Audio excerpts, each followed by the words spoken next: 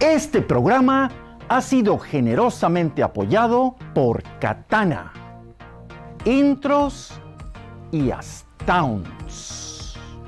Hola, ¿qué tal? Soy Marco Bracamontes. Bienvenidos a Nexo Latino, un programa enfocado en presentar herramientas óptimas para el emprendedor del siglo XXI. Hoy tenemos para ustedes un programa muy especial. En los próximos 30 minutos les ofrecemos figuras destacadas que están logrando éxitos en los Estados Unidos y el resto del mundo. Andrés Ortiz Monasterio regresa y comparte sus plataformas para la reclutación de talento profesional. Y un mexicano que ha llegado a los círculos más altos de las finanzas. Él nos ofrece su perspectiva sobre el futuro empresarial y tecnológico de Houston, Texas. Desde City Hall en Houston, capital del emprendimiento hispano, esto es Nexo Latino.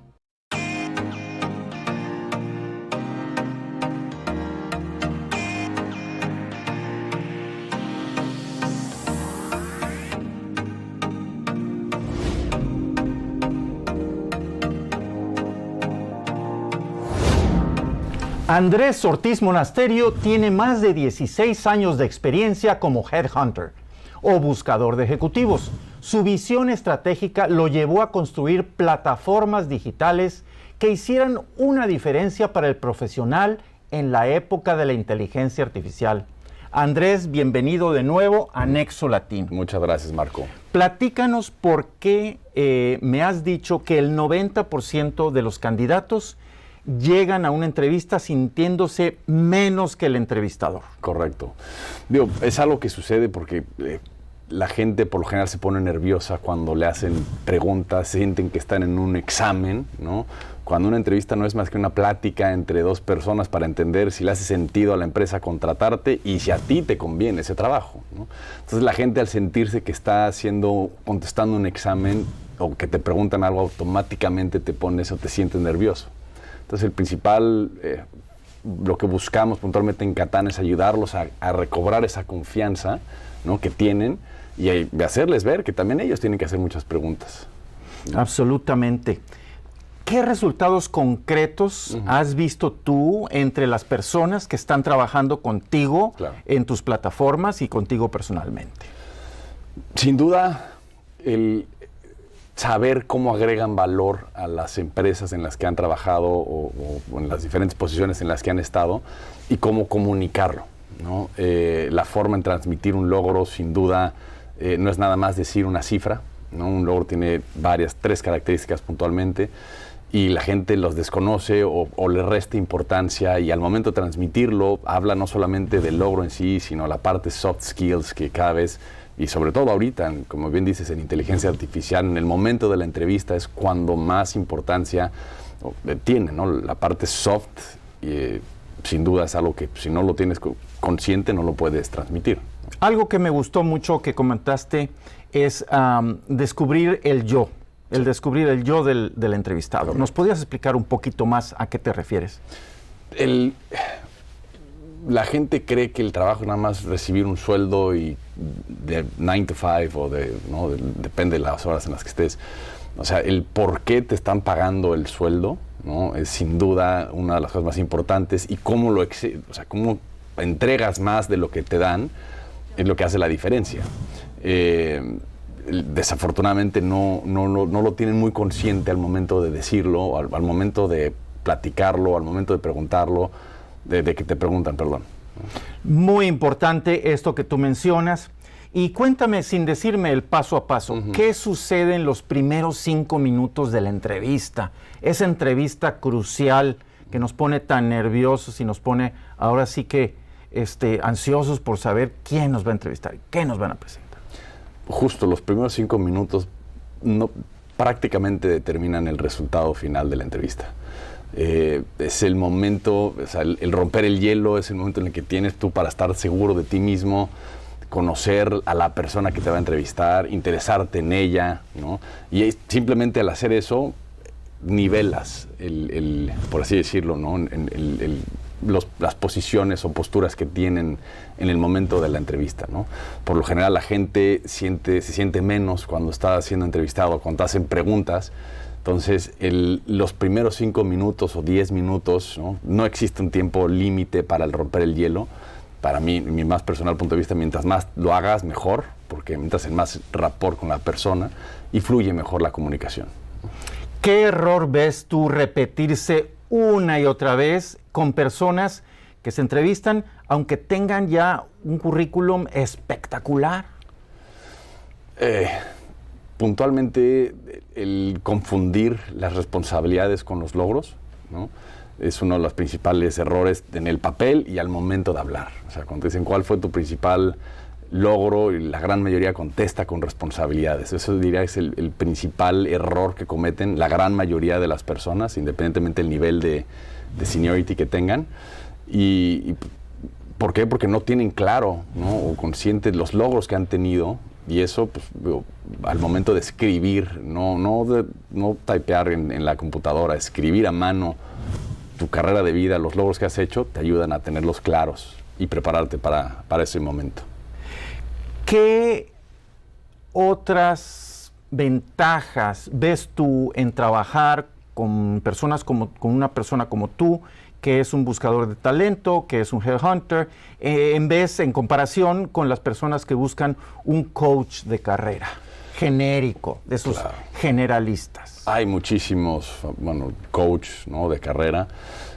Puntualmente, después de, como bien dices, 16 años de headhunter, he logrado desarrollar la habilidad de detectar perfiles y talento en los primeros segundos de estar platicando con ellos y darme cuenta, ¿no?, de que esos errores que cometen, pues, probablemente les impiden, ¿no?, ser presentados en la siguiente etapa del proceso.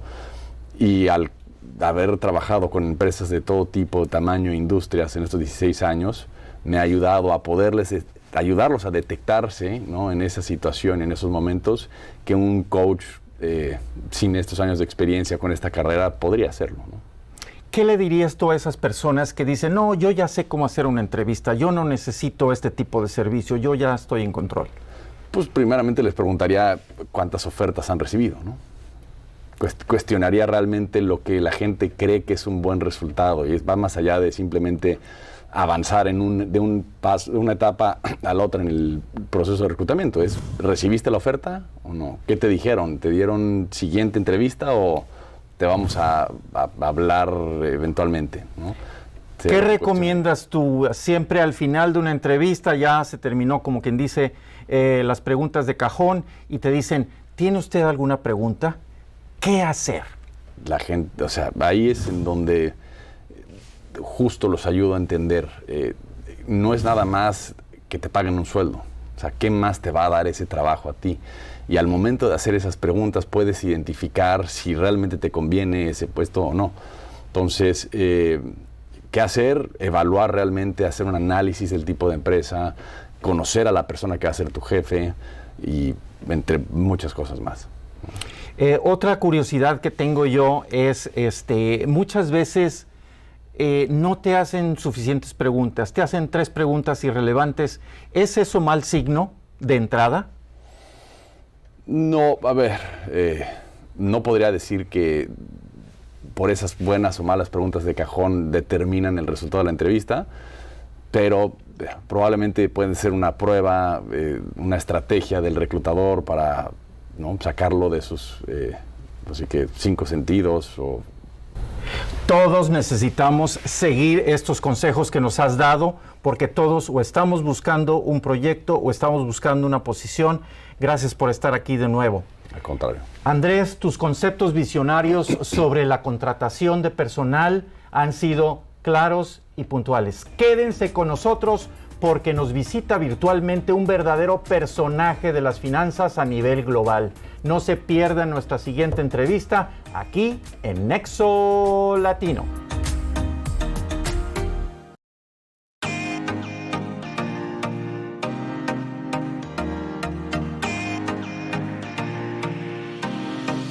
Es difícil presentar a un invitado con un currículum tan amplio y exitoso como el de hoy. Nacido en México, llegó a los niveles más altos en la capital de las finanzas mundiales, Nueva York.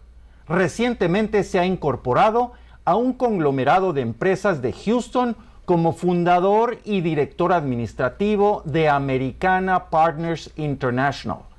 Escuchemos a Jorge Suárez Vélez y su perspectiva sobre Houston en el horizonte corporativo internacional. Jorge Suárez Vélez, un personaje de las finanzas y además comentarista de temas internacionales. Es un orgullo tenerte en Nexo Latino. Empecemos por el principio. Graduado del ITAM y del IMD en Lausanne, Suiza. ¿Qué tan importante fue tu formación académica para llegar a donde has llegado? Hola Marco, gracias por la invitación. A ver, creo que importante, o sea, creo que haber tenido la oportunidad de estudiar economía en una universidad bastante sólida como es el ITAM, creo que te permite tener una perspectiva del mundo desde un ángulo que es el económico, ¿no?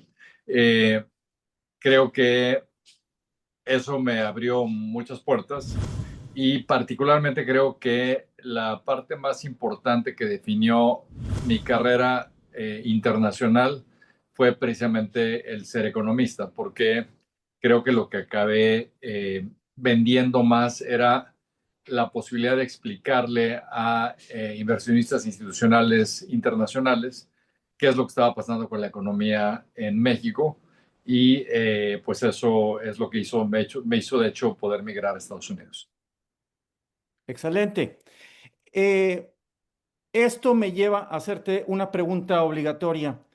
¿Y las relaciones personales? Yo siempre he visto que en el mundo financiero importa mucho quién conoce a quién y quién puede llegar a quién.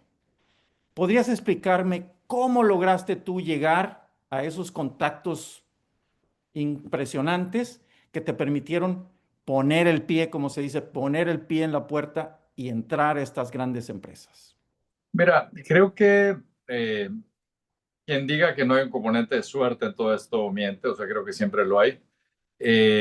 Creo que una vez más una ventaja de estar en una universidad que tenga una buena reputación es que pues hay mucha gente que está buscando egresados de esa entidad.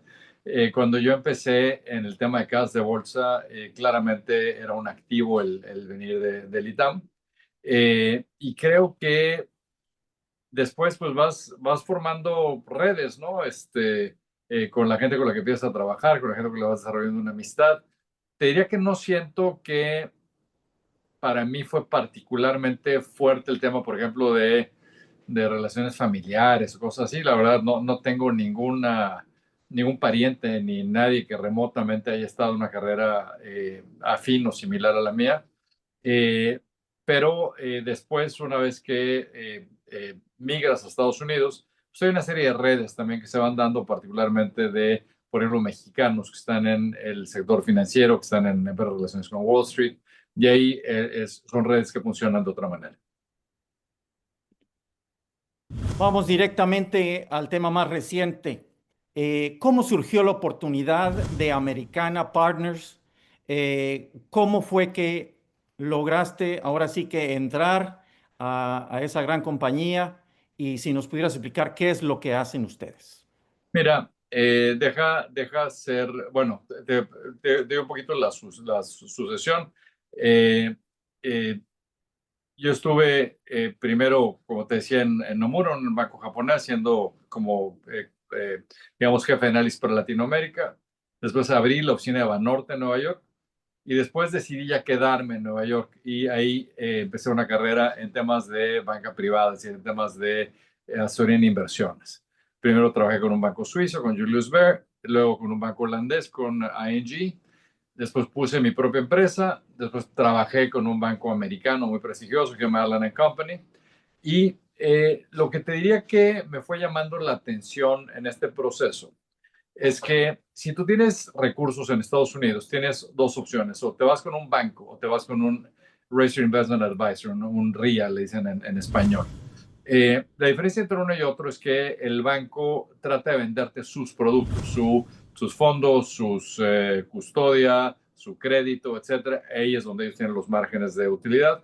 Y una asesor independiente solamente le cobra al cliente, es decir, no deja que nadie más le pague por venderle al cliente, lo cual te hace en cierta forma bastante más objetivo. O sea, buscas las mejores soluciones para el cliente porque tú al cliente le vas a cobrar lo mismo, esté invertido en lo que esté invertido. Entonces, ese modelo a mí me gusta mucho. Entonces, desde que yo entré a Allen Company, que tenía ese modelo de RIA, me quedó claro que me quería seguir por ahí. Yo salí de Allen Company siendo un banco extraordinario con una reputación inmejorable, porque sentía que era un banco que estaba muy poco interesado en desarrollar negocio internacional, o sea, un banco muy, muy, muy americano. Y al empezar a explorar cuáles eran mis alternativas, me topé con Americana, porque te digo muy rápidamente la historia americana. Americana fue fundada en 2019 por un grupo que salió de Morgan Stanley, que querían tener una zona independiente. Y la genialidad que ellos hicieron es que se llevaron como socios a 5 de los clientes más importantes que tenían, familias muy, muy, muy ricas de Texas. Empezaron con una cartera como unos $2,000 millones, o 2 billion. Para cuando yo empecé a hablar con ellos, ya estaban con una cartera como unos 7 billion. Y lo que ellos querían hacer es replicar ese modelo que tuvieron para desarrollar una entidad en Texas con 5 familias tejanas, desarrollando un negocio internacional invitando a familias mexicanas. Entonces, lo que yo hice es que yo traje a 5 también familias mexicanas como accionistas.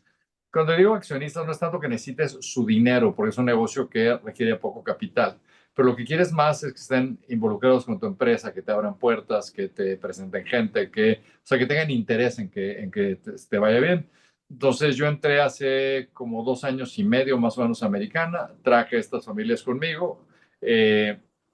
Para que tengas una idea, hoy estamos manejando en el orden de $14,000 millones ya.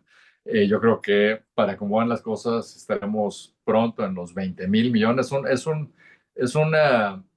negocio donde está habiendo una consolidación muy fuerte. Si mal no recuerdo, hay como 35,000 RIAs en el mercado que deben de manejar entre todos unos, no sé, 13, 14 millones de dólares. Entonces, es un segmento del mercado que se está consolidando, donde hay jugadores cada vez más grandes. Americana trata de ser uno de los jugadores que sean más fuertes en el sur de Estados Unidos y México. Entonces, pues el modelo me gustó mucho. Cuando Jason Fertitta, que es el fundador, estaba tratando de replicar el modelo con México, él fue a ver a una familia a Monterrey para ver si tenían interesados y ellos me mencionaron a mí y a otro socio como posibles personas con los que debería hablar Jason. Así lo hizo y pues nos convenció de que nos asociáramos con él y aquí estamos. Y ha sido una buena sociedad, es una buena empresa, es una empresa que está creciendo muy rápidamente y que tiene sin duda un modelo que creo que va a ser ganador. Excelente historia. ¿Cómo te ha recibido la comunidad? Yo sé que todavía tú estás basado en Nueva York, tu ciudad, digamos, qué ciudad mejor que Nueva York, pero estás incorporado, digamos, a una empresa de Houston. ¿Cómo te han recibido la comunidad de Houston?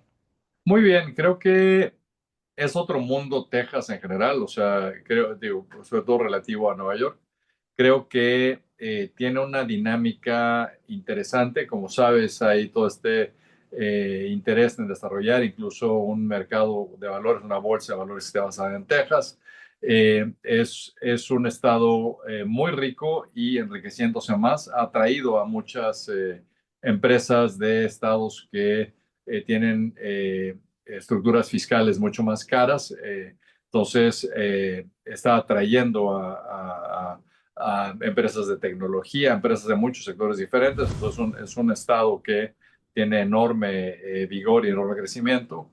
Y la otra característica que te diría que tiene es que es un estado fronterizo con México. Entonces, te diría que todos los empresarios tejanos con los que hablas han hecho ya negocios con familias en México, conocen bien a México, se sienten cómodos con México. Entonces, en ese sentido, ha sido una transición mucho más, te diría que fluida, porque hay esta familiaridad que resulta muy conveniente. Interesante, sumamente interesante. Yo estoy leyendo aquí información de la Greater Houston Partnership. Tenemos 27 empresas Fortune 500. Esta es información de junio, entre ellas Expand Energy, Chevron y ExxonMobil. ¿Por qué crees tú que Houston se ha posicionado y sigue atrayendo estas empresas de gran calibre, de gran volumen? Bueno, las empresas que citas están relacionadas con el sector petrolero, lo cual siempre ha sido algo muy fuerte en Texas y más cuando se desarrolla la industria del shale en el oeste de Texas, lo cual ha traído enorme inversión y mucho interés. Pero creo que o sea, creo que hay varias cosas que son atractivas. Una es que lo que te decía, o sea, un sistema impositivo que es bastante más amigable. Dos, diría que en términos de regulación es un estado que también tiende a hacer las cosas bien, o sea, no exagerar en temas regulatorios. Si ves, por ejemplo, el desarrollo del mercado inmobiliario, etcétera, ha sido un desarrollo que se ha dado con gran eficiencia por lo mismo, o sea, es un estado donde es fácil conseguir los permisos, donde el desarrollo inmobiliario no tiene que lidiar con toda la burocracia que, por ejemplo, tiene que lidiar en una ciudad como Nueva York. Y creo que por el otro lado también tienes una base de universidades fuertes. Todo el sistema de la Universidad de Texas, otras universidades como Rice, etcétera. Entonces tienes una buena base de profesionales de todo tipo, o sea, ingenieros, abogados, tienes un sistema de salud importante, uno de los más importantes del país, por ejemplo, en Houston. Entonces, creo que es un estado amigable y que hace fácil invertir. Entonces, creo que eso explica este desarrollo.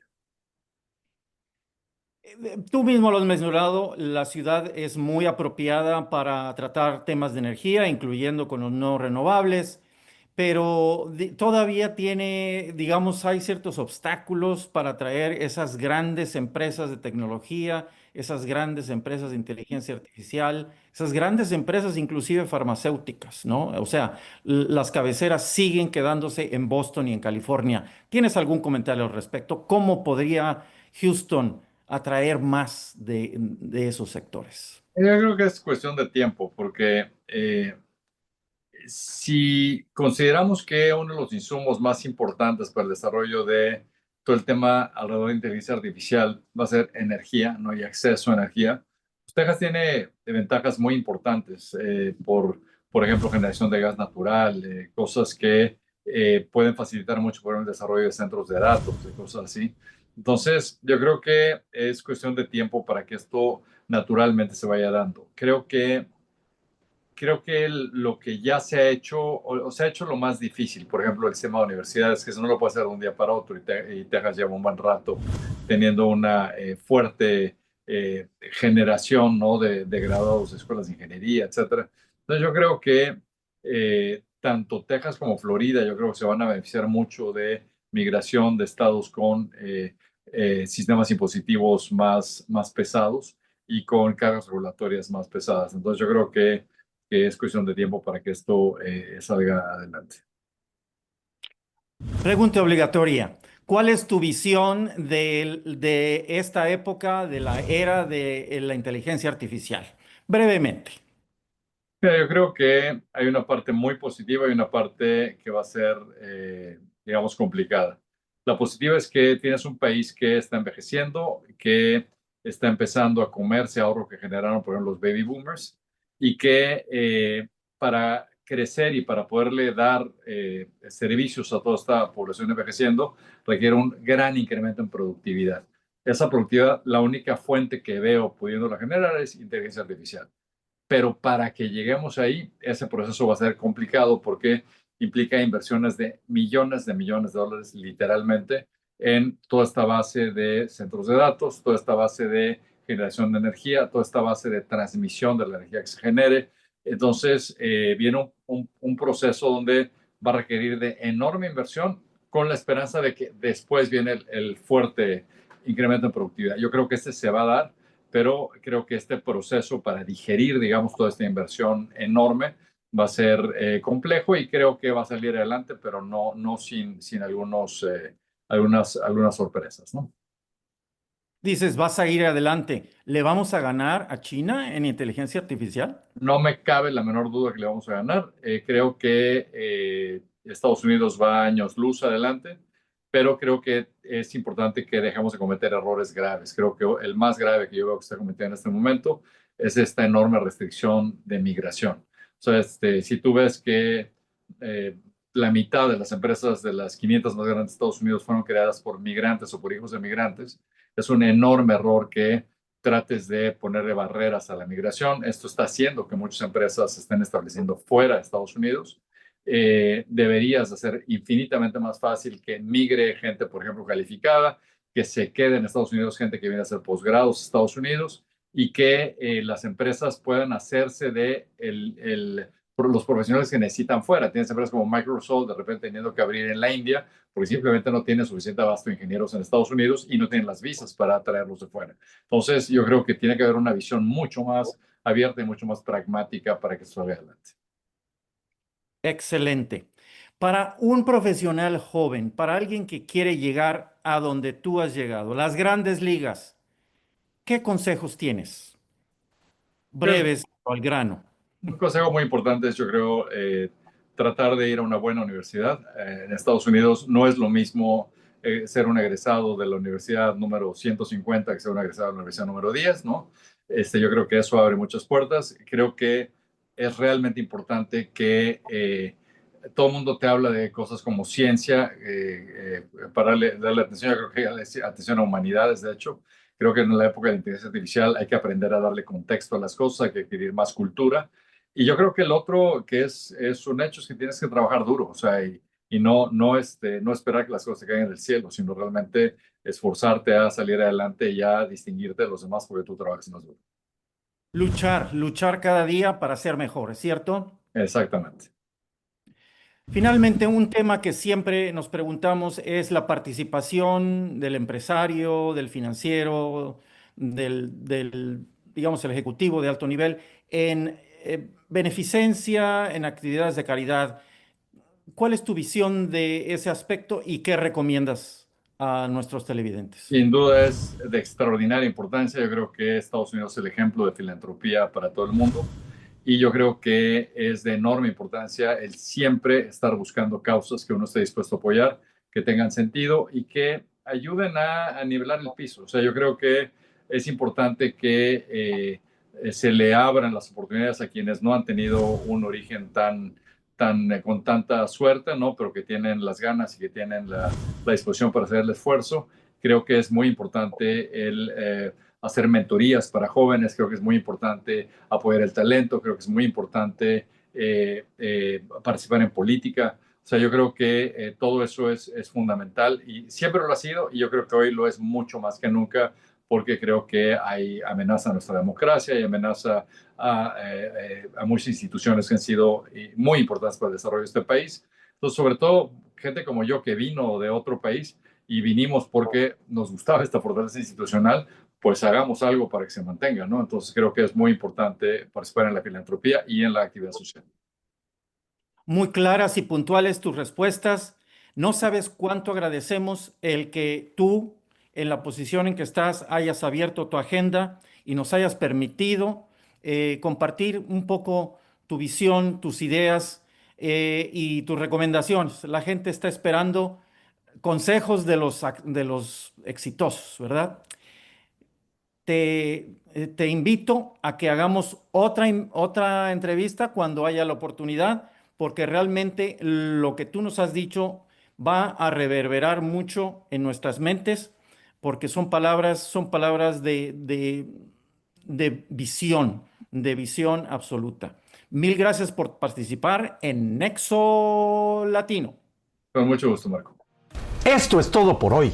Soy Marco Bracamontes. Nos vemos muy pronto en una emisión más de Nexo Latino.